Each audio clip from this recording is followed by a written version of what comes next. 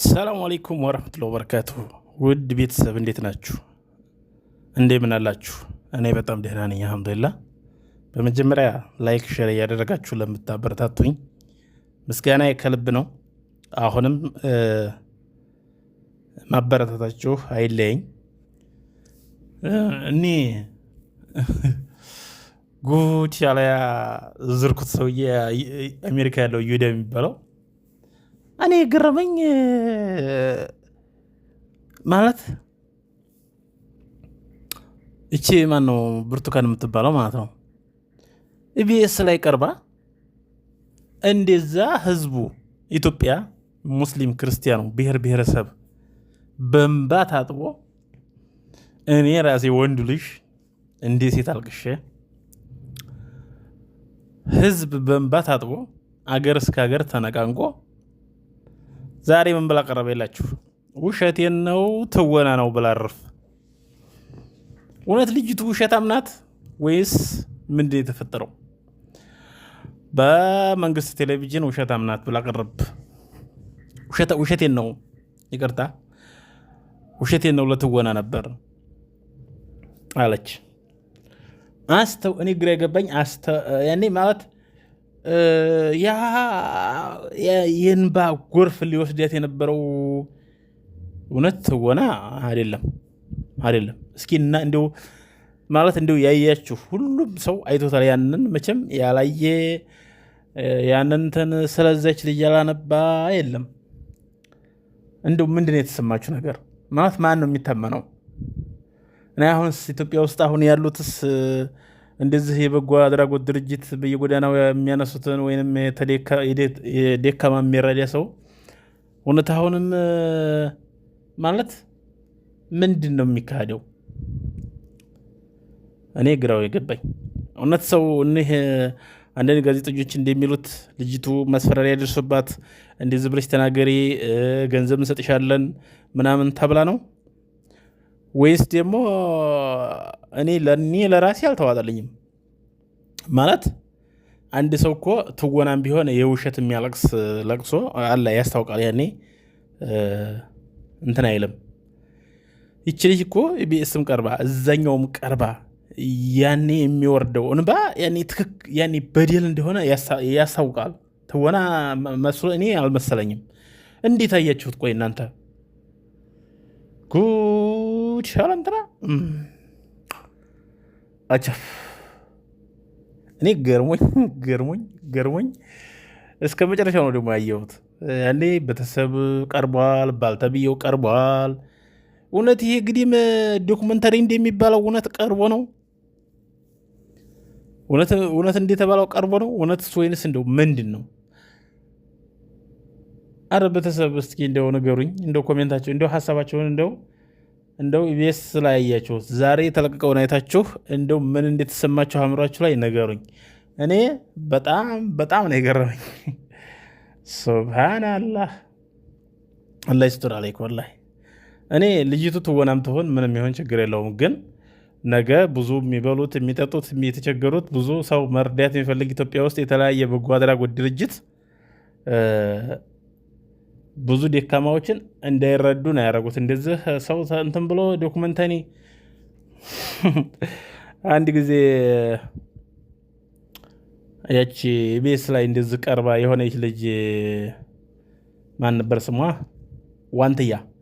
ዋንትያ የምትባለው ልጅ እንደዚሁ ቀርባ በኢቢኤስ ብዙ ሰዎች መልካም ነገር ብዙ መልካም ሰዎች ብዙ ነገር ረድተዋት ነበርና ከሆነ ጊዜ በኋላ በሚዲያ በቲክቶክ ቀርባ ብዙ ነገሮችን ስታረግ አንድ የሆነ ልጅ ነበር ያለው ትዝ አለኝ።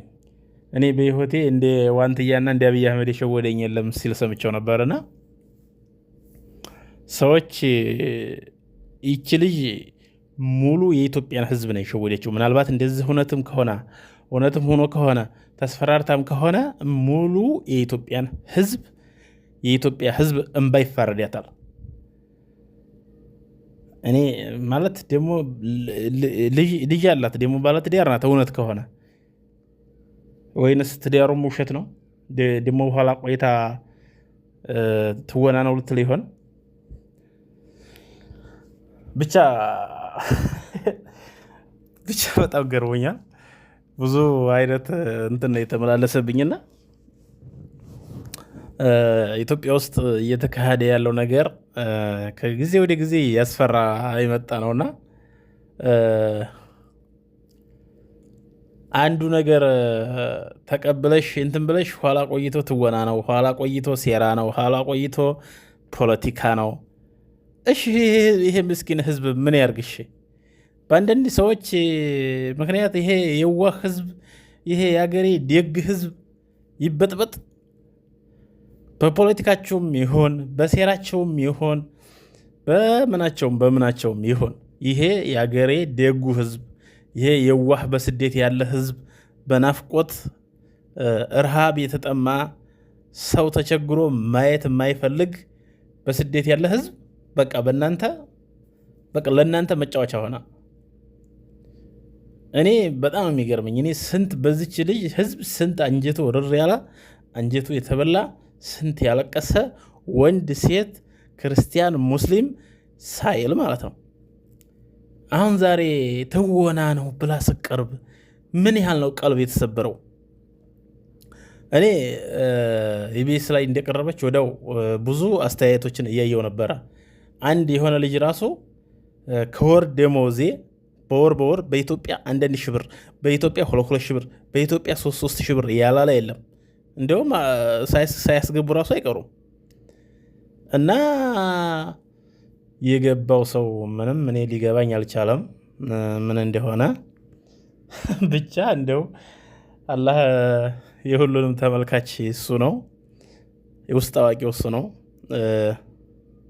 የሀገራችን ሁኔታ በጣም እያሳዘነ እያስፈራ የሚሄድበት ጊዜ ላይ ነው ያለ ነውና ይቺ ልጅ እንደዛ ያ እንባ አሁን አይደለም ቀርቶ እሷ ኢቢኤሶች ያለቀሱት እንትን እንደዛ አይ ስቲሉ አልቅሰው አሁን ትወና ነው። በጣም የሚያሳፍር የሚያሳዝን ስራ ነው እየሰራቸው።